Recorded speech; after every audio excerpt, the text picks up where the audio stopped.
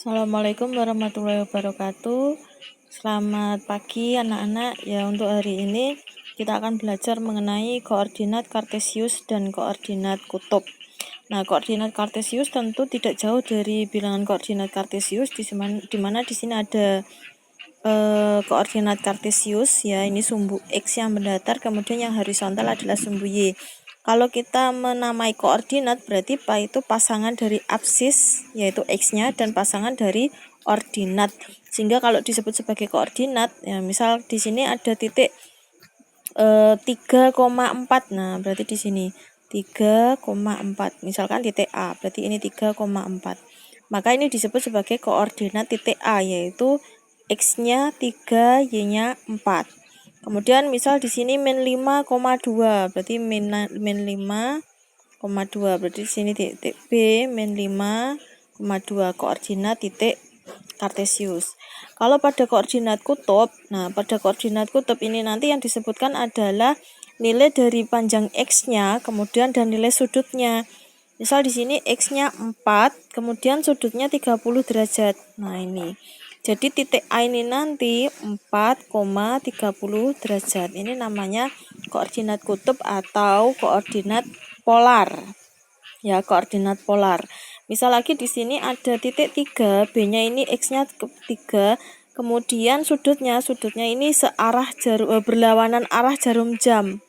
Nah, 240 derajat atau misalkan 315 derajat.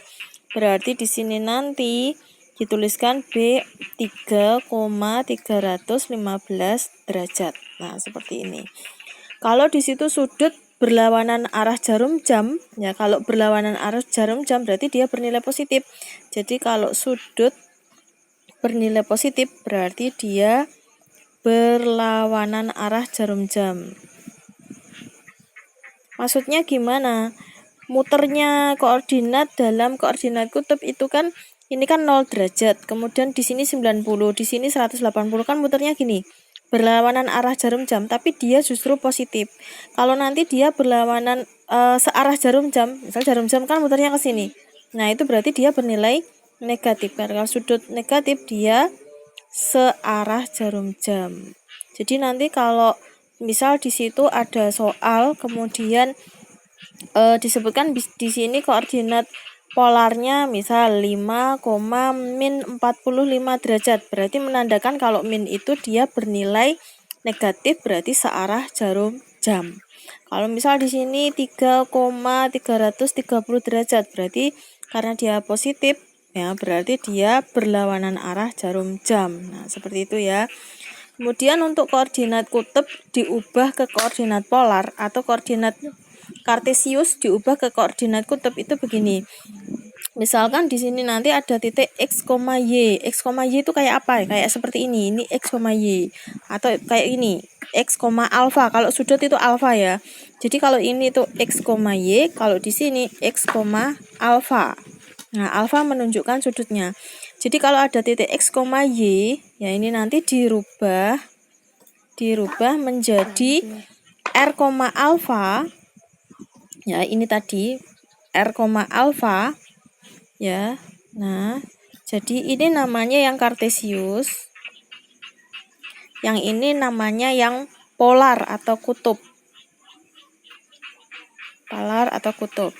Dari X, Y diubah menjadi R, alfa. Nah, ini dirubah ke sini.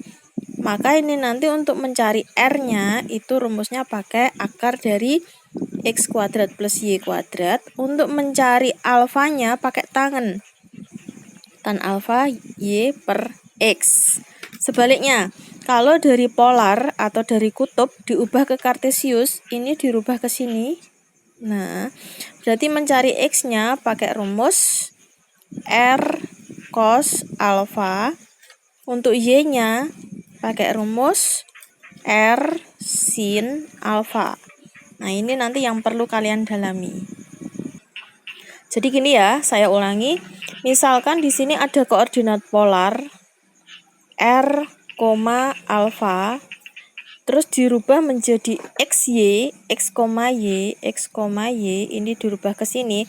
Maka untuk mencari X-nya kita pakai rumus R cos alfa, mencari Y-nya pakai rumus R sin alfa. Nah, seperti ini. Kebalikannya, jika dari X, Y dirubah menjadi koordinat polar R, alfa, mencari R-nya pakai akar X kuadrat plus Y kuadrat, mencari alfanya pakai tan. Tan alfa sama dengan Y per X. Nah, sebagai contoh, ini saya kasih contoh.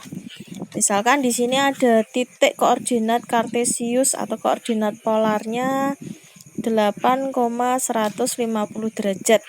Kita diminta mengubah ke koordinat kartesius. Berarti 8,158 ini berperan sebagai R-nya, sedangkan 150 berperan sebagai alfa. Jadi R-nya 8, alfanya 150 derajat. Kita dirubah mencari koordinat kartesius, berarti mencari nilai X dan Y-nya. Mencari nilai X dan Y, berarti X tadi apa rumusnya? X ini.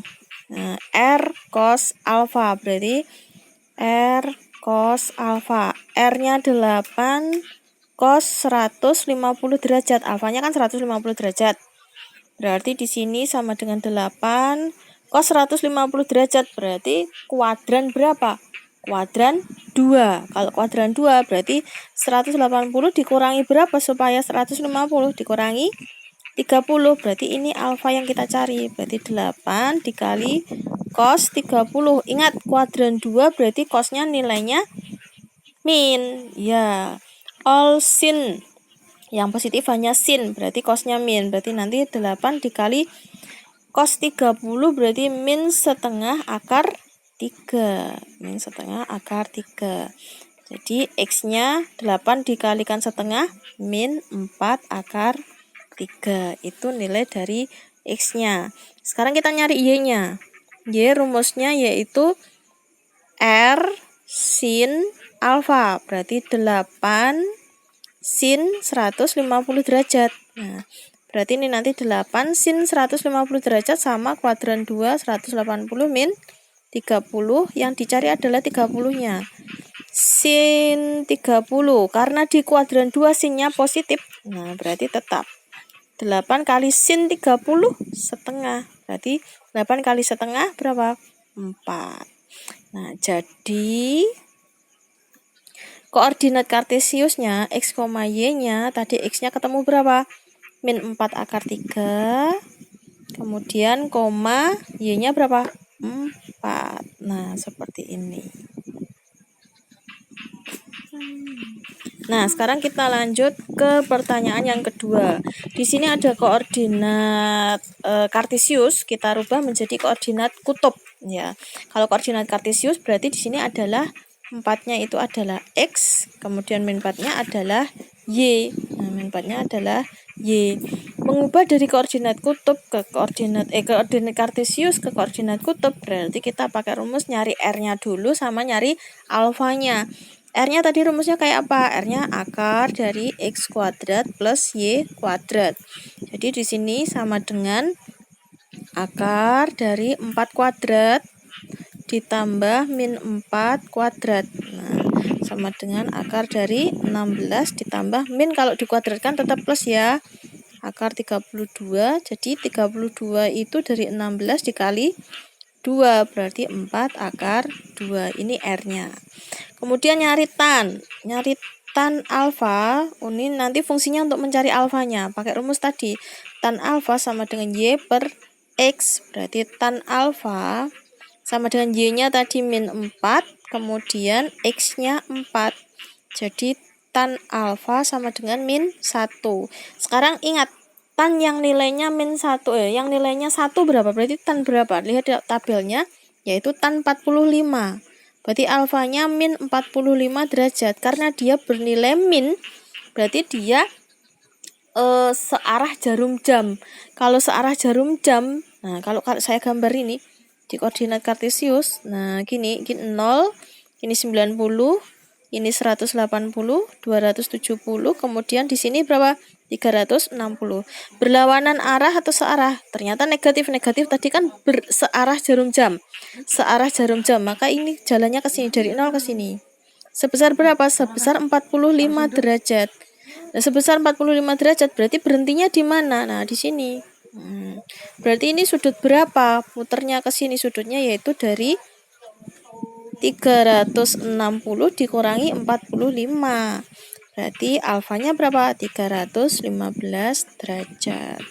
Jadi koordinat kutubnya R-nya tadi ketemu 4 akar 2, alfanya ketemu 315 derajat. Nah, seperti itu.